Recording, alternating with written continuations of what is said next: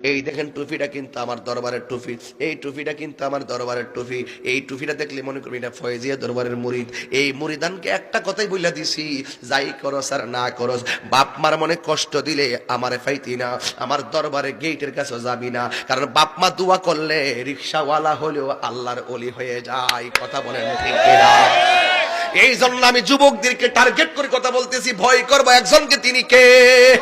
আরে খেদমত করবো একজনে, আমার খেদমত করবো আমার মা বাবার। এই জন্য যুবক ভাইরা পায়ের মধ্যে হাত দিয়ে বলা যায়, তোমরা যারা ছোট ছোট বাচ্চা এসেছো, তোমরা জানো নি তোমার আব্বা আম্মা বাড়ির থেকে টেনশন করতেছে, আমার পোলাটা পুরকুল চিশতিয়া দরবার শরীফে গেল, আর এই যে 6টা ছেলেকে আমি হাফেজ পাগড়িটা পরাই দিলাম, এর মা বাবা আজকে কত আনন্দিত। এ যুবক পায়ের মধ্যে হাত দিয়ে বলা যায়, মা বাবার দোয়া না থাকলে তোমার জীবন অন্ধকার হয়ে যাবে। এই জন্য একটা অনুরোধ করব, কোটি টাকার আমার দরকার নাই, প্রয়োজনে হালাল রুজি কইরা মা বাপ লইয়া গাছতলার নিচে শুটকিরি ভর্তা দিয়া ভাত খামু। আর মাঝে মাঝে মা বাপ দুনিয়া থেকে চলে গেলে কবরের পারে যাইয়া মা বাপের জন্য দোয়া করবো। আজকে শতকরা 90% মুরব্বী মা বাপ ঘরের মধ্যে অশান্তি। একটা ছেলের বোর দ্বারা শ্বশুর শাশুড়িরা ইজ্জত পায় না, শুধুমাত্র বুড়া বেডাডার মান সম্মান আছে দীক্ষা, বুড়া বেডিডার মান সম্মান আছে দীক্ষা সোনারগাঁর বাজারে যায় কারো কাছে কয় না, ঘরের দুঃখটা কারো কাছে বলে না, মনের দুঃখ মনে চাপায়া মসজিদে বইরা থাকে, আর বুড়া বেডিটা তসবিহ যাই নামাজের মধ্যে বইরা থাকে।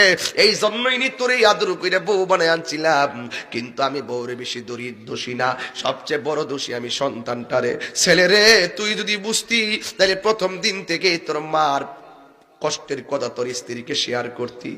আর এই জন্য যুবক ভাইরা আমার, মা বাবারে কোনোদিন কষ্ট দিবেন না।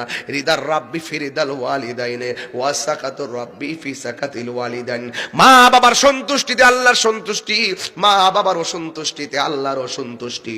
এই জন্য আল্লাহর ওলির দরবারে আপনারা এসেছেন, আল্লাহকে যারা ভয় করে এরা কখনো মা বাবার মনে কষ্ট দেয় না। আল্লাহর হাবিব বলেছেন, একদিন মানুষের বিচার হবে হাসরের ময়দানে, কিন্তু এক শ্রেণীর মানুষের হিসাব দুনিয়াতেও হবে আখিরাতেও হবে। কয় কারা? কয় যারা মা বাপের মনে কষ্ট দেয় এরা দুনিয়া তো বুইগা যাইব, হাসরের ময়দানেও ভুগবো। আপনি দেখবেন যে এই সমস্ত বেড়ায় মা বাপরে পুরকুলে ফালাইয়া 10তলা বিল্ডিং নিয়ে ঢাকা শহরে ঘুমায়, আর মা টিনের ঘরের উপর দিয়ে কুয়াশা পড়তেছে, শাড়ির আঁচল দিয়া মুখটার ভিতরে শাড়িটা ফালাইয়া ঘুমাইতেছে, আর হে বৌজিফুত লইয়া কম্বল লইয়া ঘুমাইতেছে। যত 1000 টাকাই বেতন পাক না কেন, তার মনের ভিতরে শান্তি নাই, একমাত্র মায়ের বদদুয়াই। কথা বলেন ঠিক কিনা? এই জন্য আমার যুবক ভাইরা আমি কিন্তু অনুরোধ করে বলবো, মরতে হবে, কবরে যাইতে হবে। আমি তাহিরি আমার আব্বাকে হারাইছি, একদিন আমার বাবা আল্লামা গোলাম হক সাহেব তিনিও আফসোস করবেন যেদিন মুর্শিদ কেবলা দুনিয়ার দিকে বিদায় হয়ে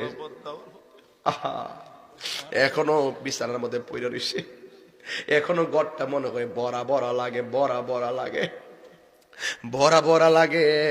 ওই হুজুরে আবুল বাশার